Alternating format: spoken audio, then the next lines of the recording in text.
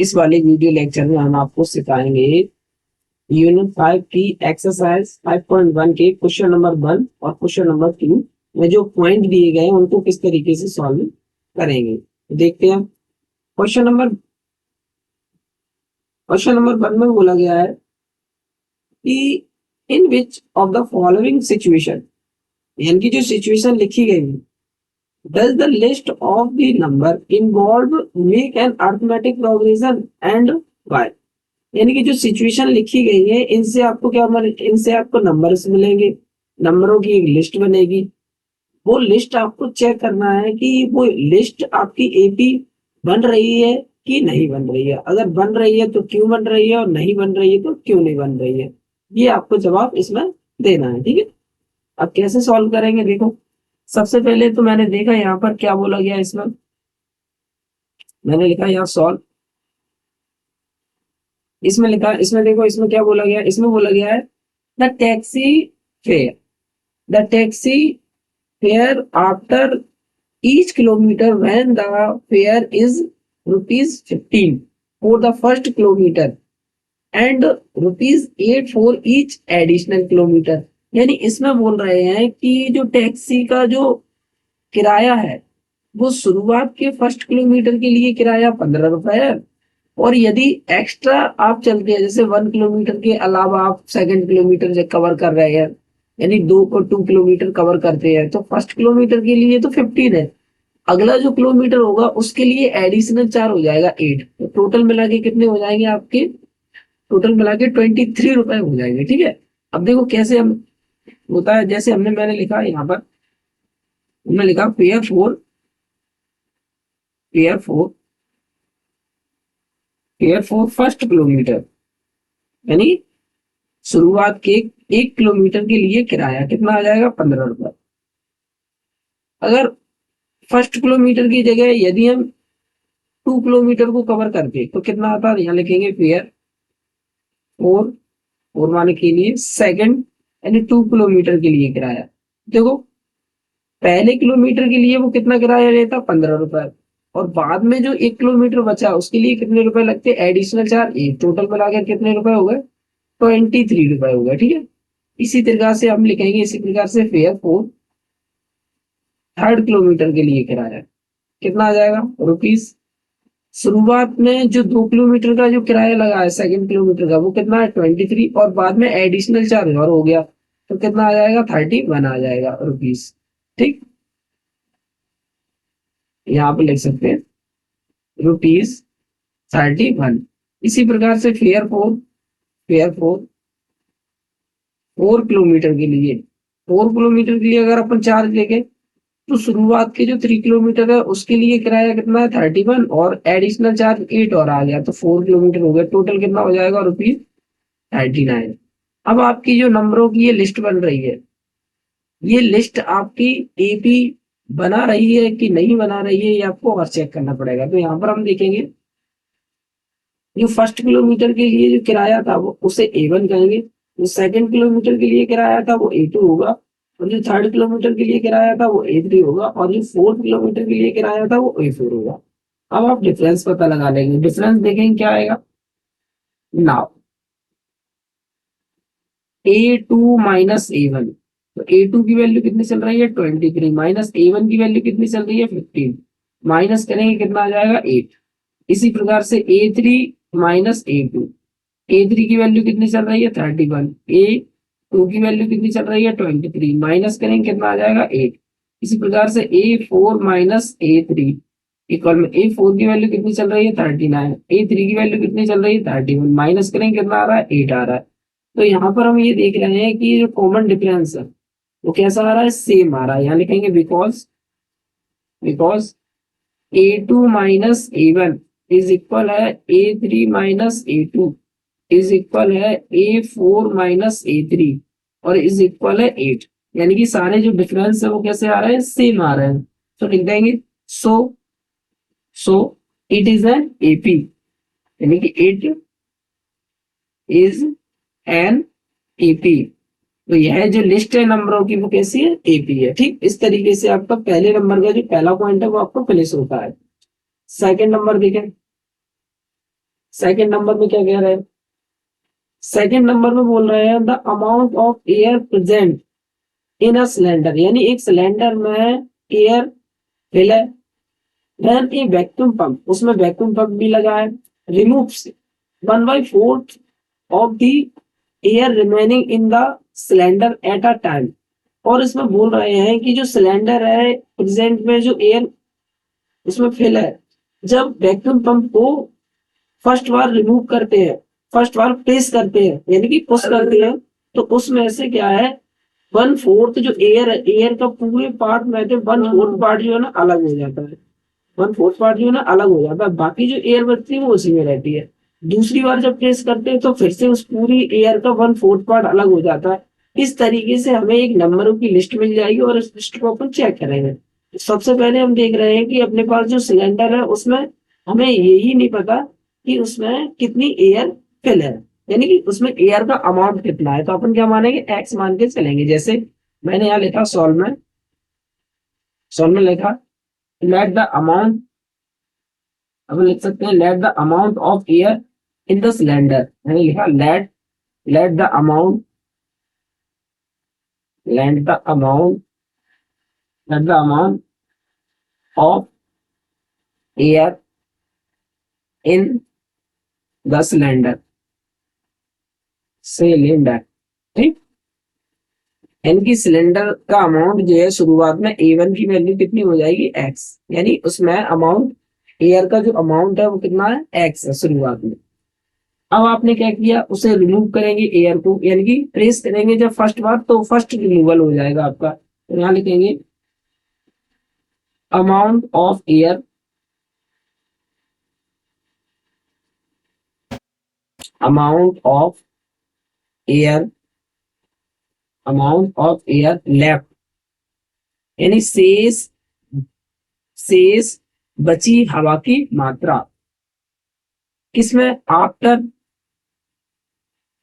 After first removal, यानी कि जब हमने फर्स्ट रिमूवल को किया, यानी कि जब फर्स्ट बार प्रेस किया तो पहली बार हवा रिमूव हो गई यानी उससे बाहर हो गई, इसे क्या कहेंगे अपन A2 कहेंगे, इसको अपन क्या कहेंगे A2 कहेंगे। अपने पास टोटल जो एयर थी वो x थी, टोटल एयर कितनी थी x थी। अब इसमें से माइनस हो जाएगी किसका, इस वाली एयर का 1/4 पार्ट, तो देखो इससे पहले 1/4 बनाओ, x को 1/4 बनाने के लिए 1/4 का मल्टीप्लाई करेंगे, आंसर कितना आ जाएगा x/4।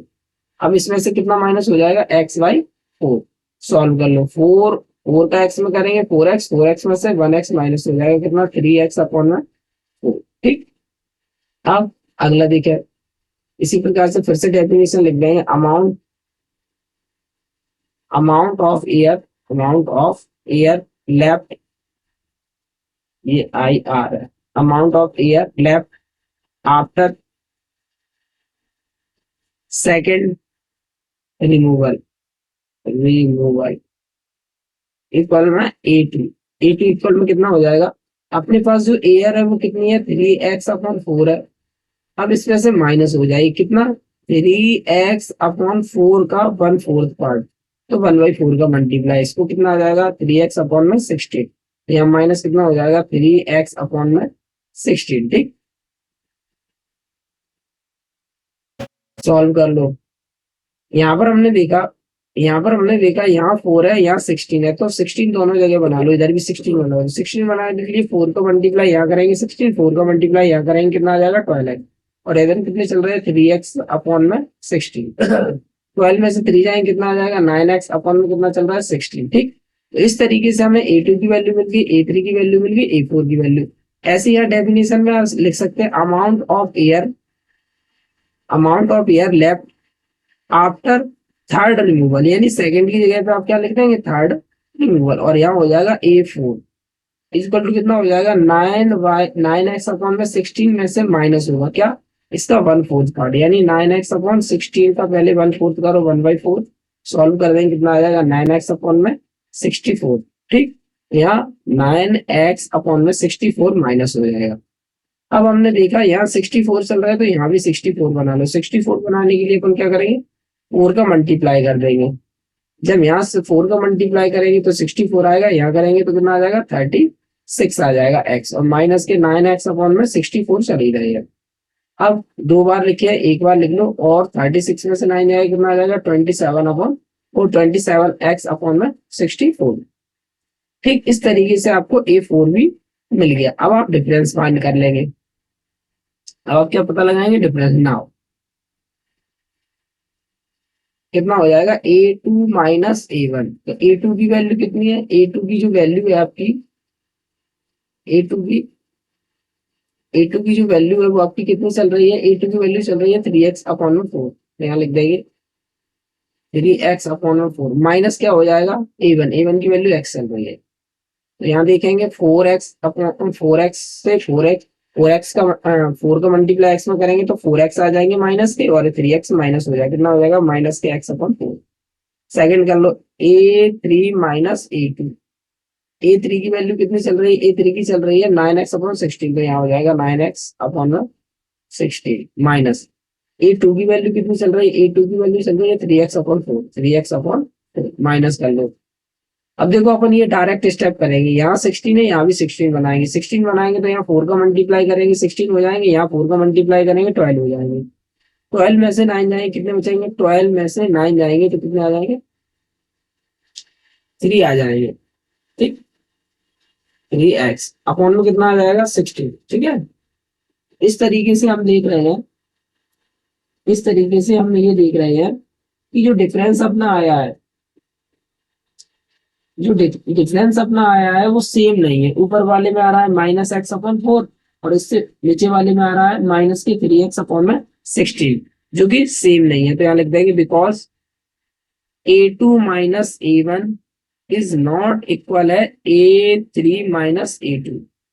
जब ऐसा है तो आप लिख देंगे सो it is not an active, so it is not an AP. ठीक इस तरीके से आपने इस क्वेश्चन भी सॉल्व किया। अगला देखिए, अगला क्वेश्चन कौन है, इसी में अगला पॉइंट थर्ड पॉइंट है। थर्ड पॉइंट देखो, जो टैक्सी का किराया वाला सवाल था सेम वैसा ही है, बस इसमें कंडीशन थोड़ी अलग कर दी है। इसमें क्या बोल दिया था, cost of digging a well after every metre of digging. यानी कि यानी कि जब कुएं को अपन खोद रहे हैं तो हर एक मीटर जो खुदाई की कीमत है वो अलग अलग है। क्या है देखो, वेन वन जब it cost ₹150 for the first metre. यानी कि जब कुएं को अपन खोदते हैं तो शुरुआत में जो फर्स्ट मीटर कुएं को खोदेंगे उसके लिए ₹150 लगेंगे, यानी ₹150 लगेंगे। और बाद में अगर और आगे कुएं खोदते हैं, मतलब 2 मीटर खोदते हैं, तो शुरुआत के 150 हो गए, मतलब ₹150 हो गए। और बाद में 1 मीटर एक्स्ट्रा और खोदा गया है तो उसका एडिशनल चार्ज कितना चल रहा है, 50 चल रहा है। तो टोटल मिला के कितने हो जाएंगे, 200 हो जाएंगे फॉर ईच सब्सिक्वेंट मीटर। और इसी तरीके से आगे भी प्रोसेस बोली गई है, आगे अपन खोदते जाएंगे तो 50 हर बार में बढ़ते जाएंगे। जैसे जैसे गड्ढा गहरा होता जाएगा 1 1 मीटर करके आपके 50 नंबर भी ऐड होते जाएंगे। अब देखो हम आपको सॉल्व करके बताते हैं। जैसे जैसे मैंने लिखा सॉल्व में, सबसे पहले मैंने लिखा cost for digging 1 metre deep. यहाँ लिख देंगे cost for digging cost for digging 1 metre deep कितना आ जाएगा A1। यानी 1 मीटर गहरी खुदाई के लिए कीमत कितनी आ जाएगी, 150 चल रही है रुपीज शुरुआत में। यहाँ लिख देंगे cost for digging cost for digging 2 metre deep, यानी कि 2 मीटर गहरी खुदाई के लिए कीमत कितनी आ जाएगी रुपीज। शुरुआत में 1 मीटर के लिए 150 और बाद में एडिशनल चार्ज कितना लग गया 50, टोटल मिला के कितने हो गए 200। ठीक इसी तरीके से यहाँ भी ये लैंग्वेज सेम रहेगी, बस यहाँ 2 की जगह कितना आ जाएगा 3 मीटर डीप, और यहाँ A2 की जगह कितना आ जाएगा A3। तो यहाँ कितना आ जाएगा, शुरुआत के जो 2 मीटर के लिए जो चार्ज लगा है वो कितना लगा है 200, और बाद में 1 मीटर और एक्स्ट्रा बढ़ गया तो ₹50 और एक्स्ट्रा बढ़ गया, तो कितना आ जाएगा चार्ज 250। ठीक है, इसी प्रकार से फोर्थ वाला भी कर लो, यही सेम लैंग्वेज रहेगी, बस 3 मीटर की जगह 4 मीटर आ जाएगा, और यहाँ A3 की जगह A4 आ जाएगा। और यहाँ पर हमने देखा शुरुआत में जो 3 मीटर उसके लिए चार्ज कितना हो गया है, 250 हो गया, बाद में 50 और लग गया है, तो टोटल चार्ज कितना हो गया, टोटल मिलाकर 300। ठीक है, इस तरीके से हमें ये नंबरों की लिस्ट मिली। अब ये लिस्ट में हम देख रहे हैं सभी में कॉमन डिफरेंस सेम चल रहा है। देखो इसमें, इसमें और इसमें और इसमें, इस सभी में 50 को ऐड किया है तब अगले नंबर बन रहा है, तो सीधे सीधे अपन को पता चल रहा है एपी। तो पर फिर भी यहाँ लिख दे रहे हैं, यहाँ लिख देंगे यार, यहाँ A2 minus A1 is equal to कितना चल रहा है, 200 माइनस के 150, इक्वल में कितना आ रहा है, 50। इसी प्रकार से A3 माइनस A2 इक्वल में कितना चल रहा है, 250 माइनस के 200, इक्वल में कितना आ रहा है, 50। इसी प्रकार से A4 माइनस A3 इक्वल में कितना चल रहा है, 300 माइनस के 200, 200 नहीं 300 माइनस की 250, 250 या 250 कह लें या 250, इक्वल में कितना आ रहा है, 50। तो देखो कॉमन डिफरेंस कैसा आ रहा है, सेम। सो लिख देंगे, सो डायरेक्ट लिख दो, so it is an AP.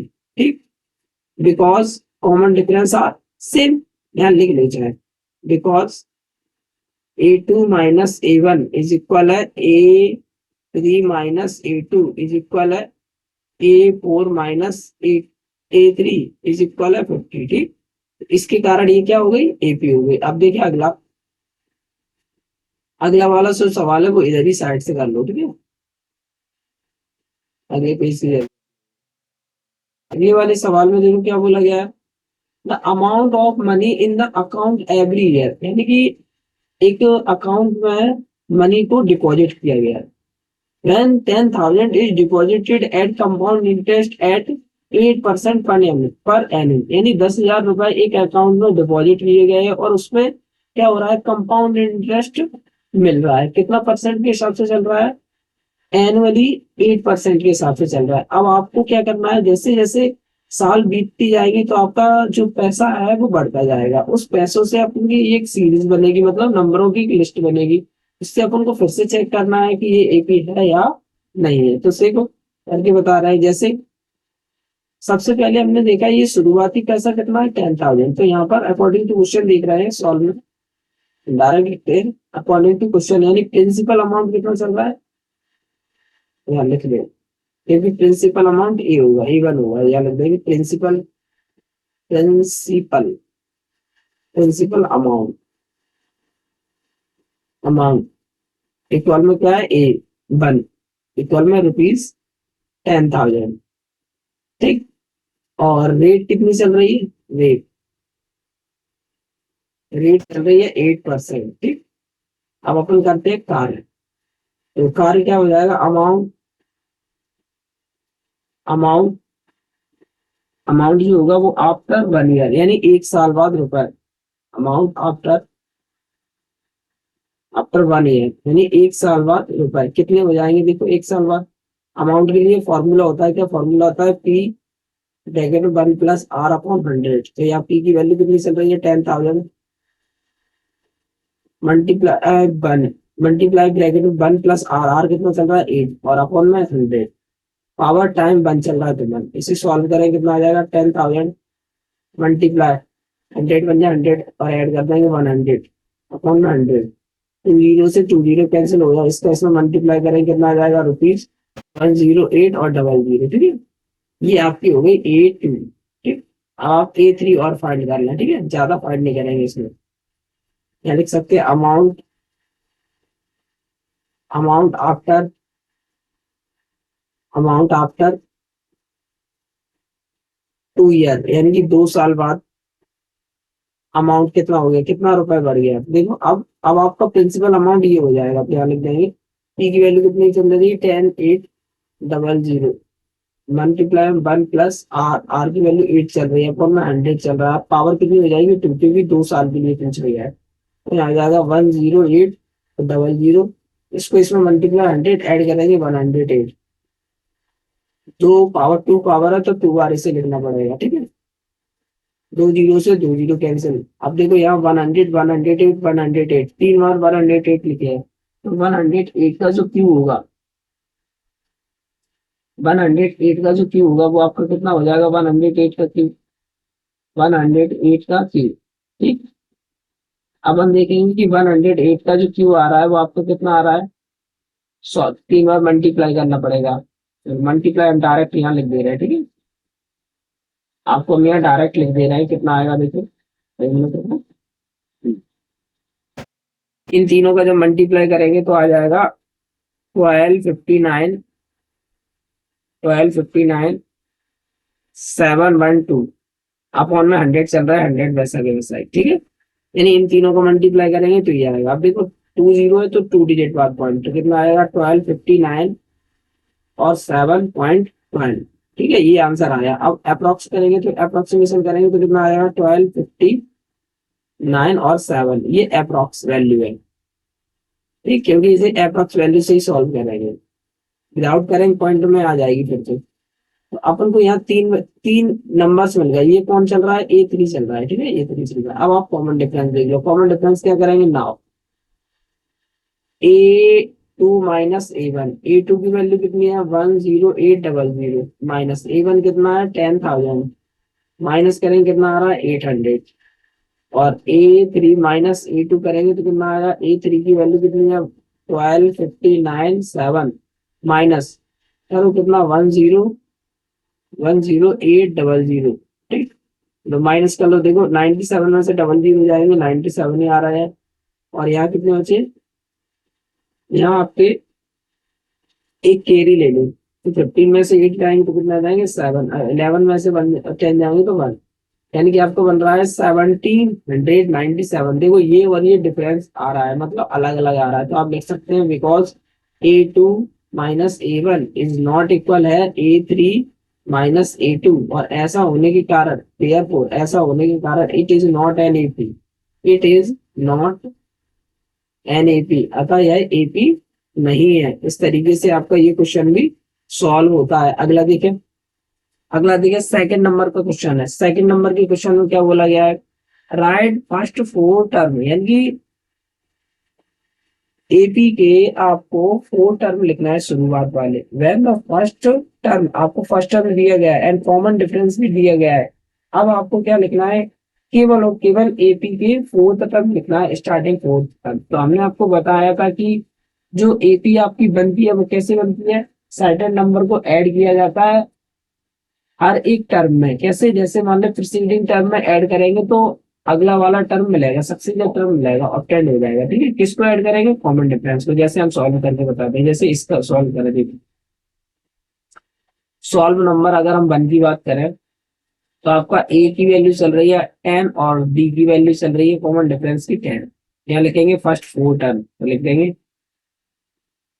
First 4 term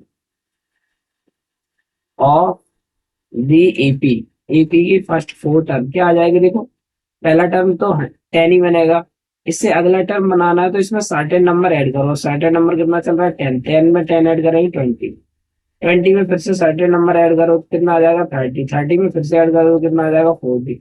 इस तरीके से ये शुरुआत के जो 4th टर्म है वो आपने लिख दिए और आपका सवाल भी सॉल्व हो गया। ऐसे ही नंबर सेकंड देखो, ऐसे ही सेकंड में कैसे करेंगे। सेकंड में आपको ए की वैल्यू कितनी दे रहा है -2, डी की वैल्यू कितनी दे रहा है 0, तो लैंग्वेज वही रहेगी first first 4 term, first 4 term of the AP, of the AP क्या बनेगी, देखो शुरुआत वाला टर्म कितना चल रहा है -2। अब -2 में यदि ये 0 को ऐड करेंगे तो -2 आएगा, -2 में फिर से 0 को ऐड करेंगे तो -2 आएगा, फिर से 0 ऐड करेंगे तो -2 आएगा। इस तरीके से ये भी क्वेश्चन सॉल्व होता है। अगला देखिए, अगला कौन सा है, अगला आपको क्वेश्चन नंबर 3। क्वेश्चन नंबर 3 में ए की वैल्यू आपकी दे रहा है 4 और डी की वैल्यू दे रहा है आपकी -3। अब यहाँ लिखेंगे फर्स्ट फर्स्ट 4 टर्म, जब आप फर्स्ट 4 टर्म लिख देंगे of the AP, of the AP क्या बनेगा, देखो शुरुआत वाला टर्म तो आपको 4 ही चल रहा है। अब इसमें देखो डी की वैल्यू माइनस में दी गई है, तो माइनस में दी गई है, जब अपन ऐड करेंगे तो कम होते जाएंगे क्योंकि ये वैल्यू माइनस में। देखो 4 में से 3 कम करेंगे तो कितना आ जाएगा 1, 1 में से 3 कम करेंगे, देखो 1 में से 3 कम करेंगे तो कितना आ जाएगा -2, 1 में से 3 कम करेंगे तो कितना आएगा -2। अब -2 में से भी 3 कम करेंगे, -2 में से -3 करेंगे तो कितना हो जाएगा -5। इस तरीके से आपने देखा, इस तरीके से आपने देखा ये सेकंड नंबर के भी सेकंड नंबर का थर्ड वाला क्वेश्चन भी आपका सॉल्व होता है। अब आप देखेंगे 4 नंबर का। अब आप कौन सा देखेंगे 4 नंबर का देखेंगे। 4 नंबर में देखेंगे क्या दे रहा है। 4 नंबर में ए की वैल्यू कितनी दे रहा है -1 दे रहा है और डी की वैल्यू कितनी दे रहा है 1/2 दे रहा है, मतलब हाफ नंबर ऐड करना है। ठीक है, यहाँ लिखेंगे first first 4 term of the AP तो पहला टर्म तो -1 होगा, -1 में हाफ नंबर ऐड करेंगे, -1 में हाफ नंबर ऐड करेंगे तो कितना आएगा 2 बन 2। अब 2 में से 1 गया तो कितना होगा -1/। इसमें भी हाफ नंबर ऐड करेंगे -1/2 में। देखो ये प्लस का ये माइनस का कैंसिल हो जाएगा 0। अब 0 में हाफ नंबर ऐड करेंगे 1/2। इस तरीके से आपने ये क्वेश्चन भी सॉल्व।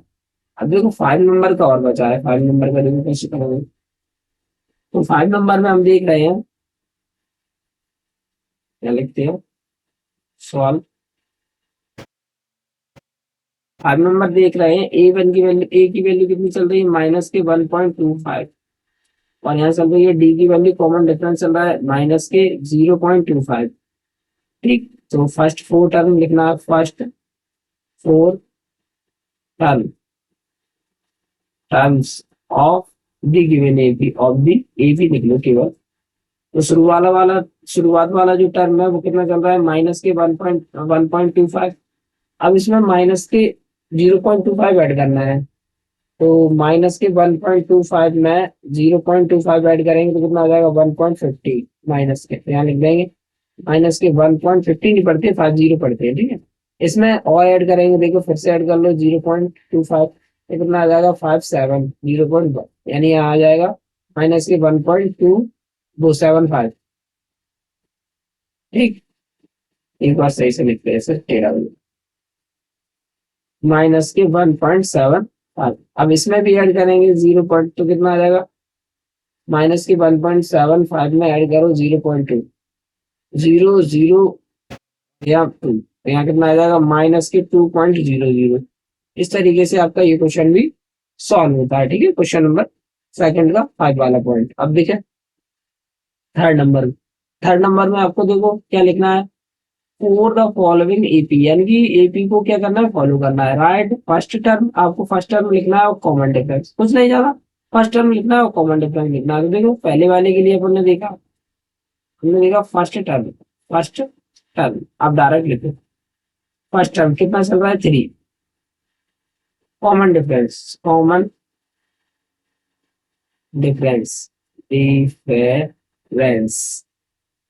कितना चल रहा है देखो, यहाँ से यहाँ जाने में कितना नंबर कम हुआ 3 थे और 1 पे आ गया तो कितना नंबर कम हुआ 2। कम के लिए -2 कम हुआ तो डिफरेंस हो गया। ठीक है, तो कॉमन डिफरेंस -2। इसी प्रकार से solve number second second second में देखो फर्स्ट टर्म कितना चल रहा है। फर्स्ट टर्म अगर फर्स्ट टर्म की बात करें तो कितना है -5। कॉमन डिफरेंस कितना चल रहा है कॉमन डिफरेंस चल रहा है। देखो यहाँ 3 थे, कहीं से भी आप फाइंड कर सकते हैं, बस आपको ये ध्यान रखना है कि कंसेक्यूटिव टर्म से ही फाइंड हो पाएंगे। ठीक है, कंसेक्यूटिव होने चाहिए, तो इन दोनों से फाइंड कर ले। देखिए यहाँ 3 था, यहाँ 3 नंबर था, यहाँ कितना हो गया 7, तो 4 नंबर बढ़ गया, यानी कि प्लस के 4। कॉमन डिफरेंस आपका प्लस के 4 है, ये आंसर। ठीक, अगला देखिए 4 नंबर का सवाल। इसमें हमने देखा फर्स्ट टर्म कौन सा चल रहा है। फर्स्ट टर्म में देखो ये चल रहा है 1/3, तो यहाँ लिख देंगे 1/3। Common difference common difference difference common difference कितना है देखो, इन दोनों से कर लो, इन दोनों से। ठीक है, अगला टर्म आपने लिया 13/3, तो पिछला वाला टर्म कितना हो जाएगा 9/3। इससे पहले वाला टर्म अगर इसको पहला आगे मान ले तो इसको पहला मानेंगे। ठीक है, 2 बार 3 है, एक बार लिख दिया, 13 में से 9 गया तो कितना आ जाएगा 4। कॉमन डिफरेंस कितना चल रहा है 4/3। ठीक, लास्ट और सवाल बचा है सॉल्व क्वेश्चन नंबर 4। तो यहाँ पर हमने देखा फर्स्ट टर्म अपना कितना चल रहा है, फर्स्ट टर्म 0.6, तो यहाँ लिख देंगे 0.6। कॉमन डिफरेंस कितना चल रहा है, कॉमन डिफरेंस। जब कॉमन डिफरेंस की बात करें तो देखेंगे अगले टर्म में से उससे पहले वाले टर्म को माइनस करना है। तो अगला टर्म अगर बात करें तो यहाँ पर कितना चल रहा है, 1.7, 1.7, और उससे पहले वाला टर्म कितना चल रहा है, माइनस के 0 पॉइंट, माइनस माइनस तो फॉर्मूले में 0.6, तो 0.6 माइनस कर लो। 7 में 6 का 1 आया, पॉइंट से पॉइंट 1 में से 0 का 1 है, कॉमन डिफरेंस कितना आया, 1.1। इस तरीके से हम देख रहे हैं ये फोर्थ क्वेश्चन नंबर सेकंड के, फोर्थ नंबर के जो क्वेश्चन नंबर सेकंड का थर्ड चल रहा है, थर्ड नंबर का जो फोर्थ नंबर का पॉइंट है वो भी आपका फिनिश होता है।